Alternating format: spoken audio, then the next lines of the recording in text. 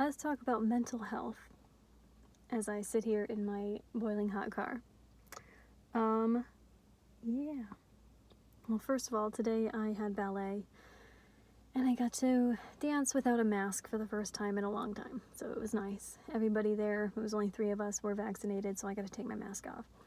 And I am going to be continuing to wear my mask in public and at work until about 70% of the population is vaccinated. That is just something that I feel is the right thing to do. I feel is the safest thing to do. And even though I know they said that we most likely won't have herd immunity in this country, at least because of the variants, because the way everything has played out, I still feel like it's the best and safest thing to do is to wait until, that much of the population has been vaccinated. But it was nice to be able to dance without it, especially because I haven't had class in a few weeks because I missed several classes due to my depression and anxiety.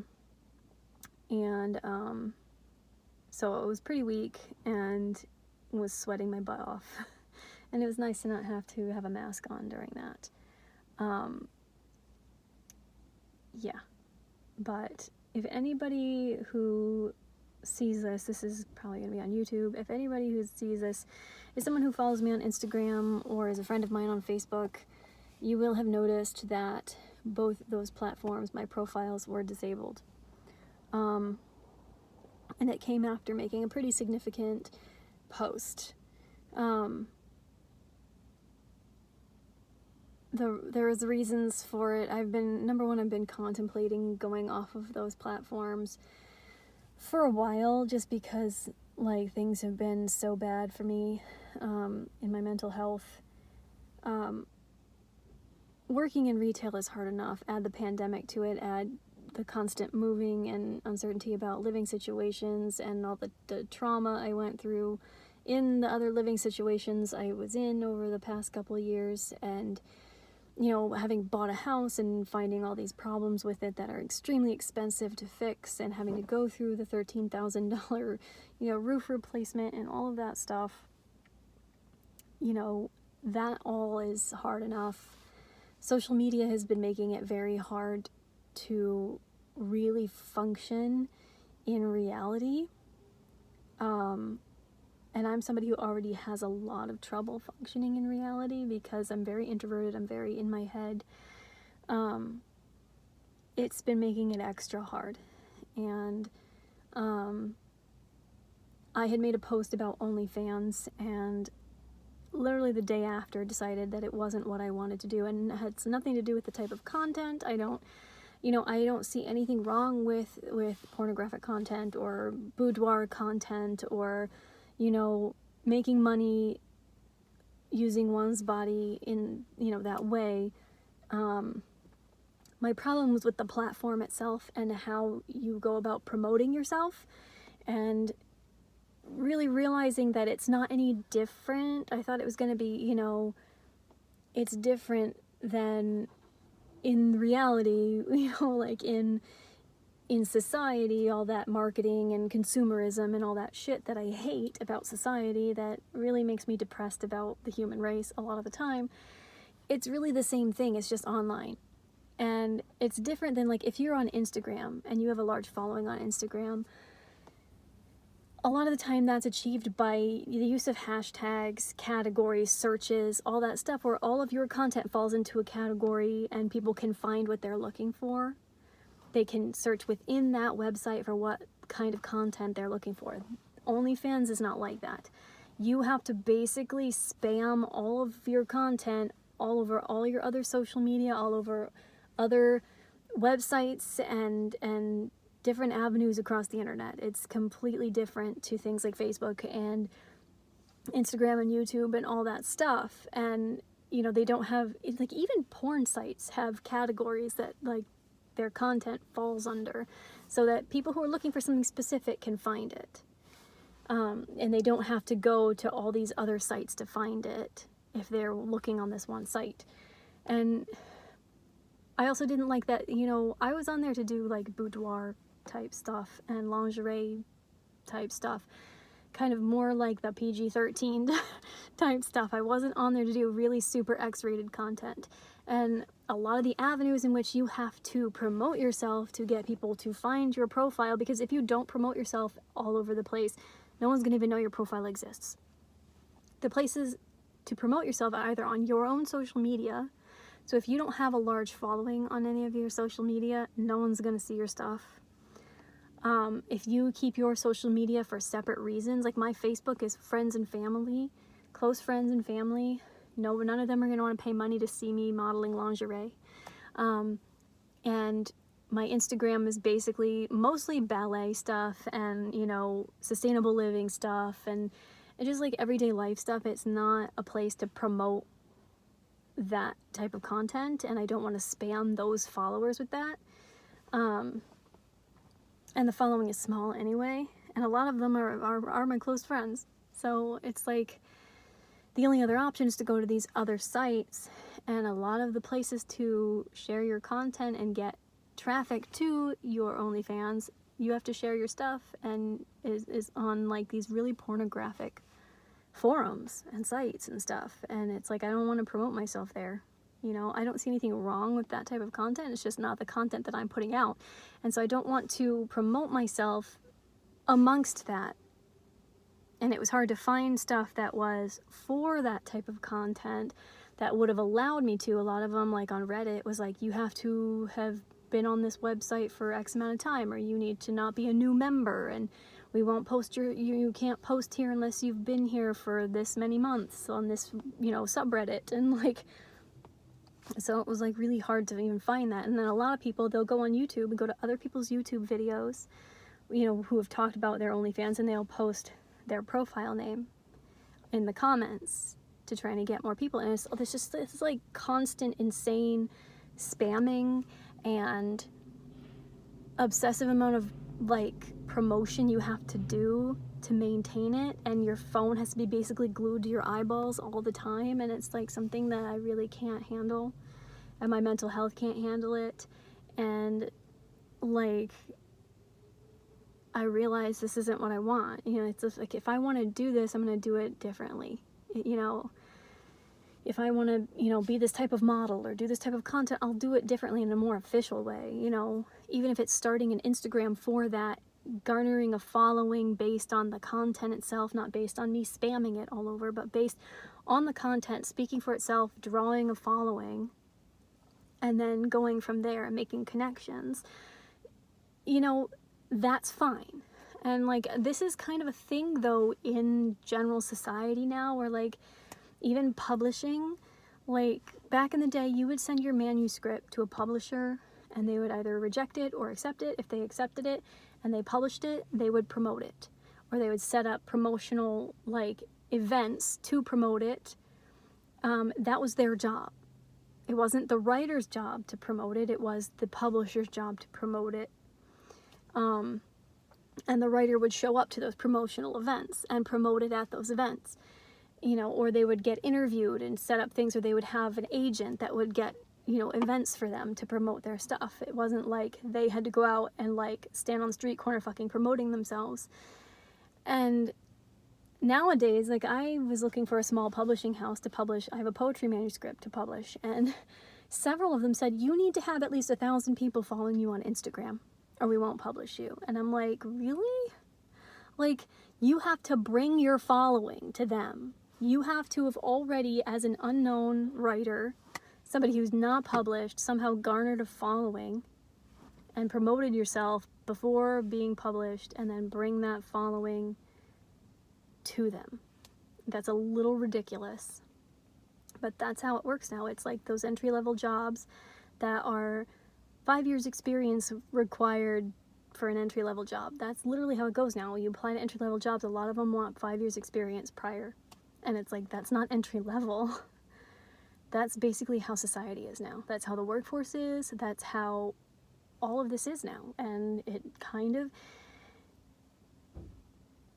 it makes me sick, like, honestly. And I'm somebody who at this point probably needs to go back to a flip phone and like go read a book. Like, I have not fucking read a book like cover to cover read a fucking book in years. I've picked up a book, I've read a couple chapters, put it down, forgot about it. I've been fucking read a book, you guys, like in forever. Forever. And I have so many unread books on my shelf that I need to read. And like, honestly, like, even having disabled social media, I wake up in the morning and pick up my phone and go, oh, Facebook. And then I go, oh, Facebook's not there. You know, like, nope, it's not there. And then something will happen during the day and I'll be like, I need to post that. I should post that. And I'm like, no, Facebook's not there. And like, and I realized that social media, yes, it's toxic with the way people are interacting and all the political shit, but it's also toxic in the fact that it keeps negative emotions going.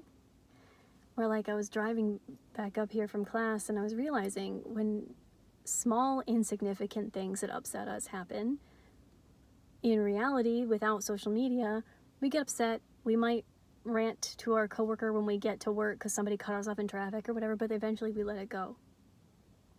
It doesn't ruin our day. Social media, because we post it on social media and we bitch and gripe about it and we're upset, and it just keeps it going, and it trains the brain to keep it going.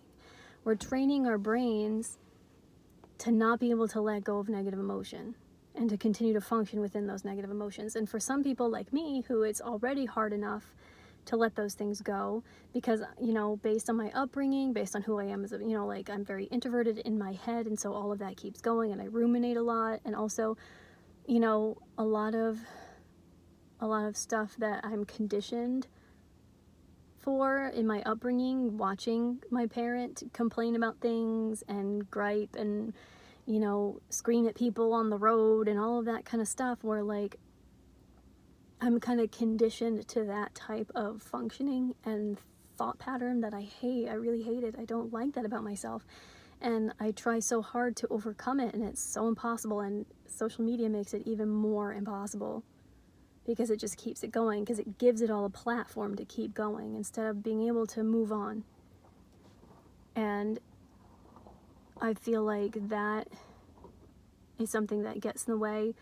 A lot of the like branding of social media gets in the way, where like, especially like, because I haven't given up YouTube and I'm watching these YouTubers that I love, but it's making it hard for me because I'm like, I don't have that life and I want that life, and I don't know which life I want, and I don't know, you know, which aesthetic I want to be in, what my brand is. And it's like, I don't need to have a brand. I don't need, and on Instagram, where like, you know, I always feel like my content should fall into one category. I should have one type of audience and be garnering all my stuff to that audience. And like